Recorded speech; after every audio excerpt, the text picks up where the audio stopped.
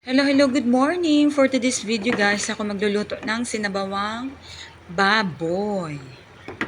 Ayan, sarap niyan. Ayan, igigisa na natin ang ating baboy ng garlic, onions, and ginger. Ilagay na natin ang ating baboy, ang ating pork. Tapos isunod na rin natin ang ating patis para sa panglasa. Nag-additional din tayo ng ground black pepper. After malabas yung oily niya or maging brown, lagyan na natin ng tubig, mga 2 baso po. Ayan, naglagay na rin ako ng saging or saba.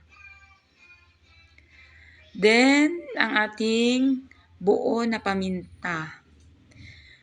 Ayan, another basic tipid tips sa ating ulam for today's video. Ayan, naglagay ako ng potato or patatas, tapos pork cubes, and ang ating pechay and bell pepper. Ayan, ready to serve na po. Thank you for watching.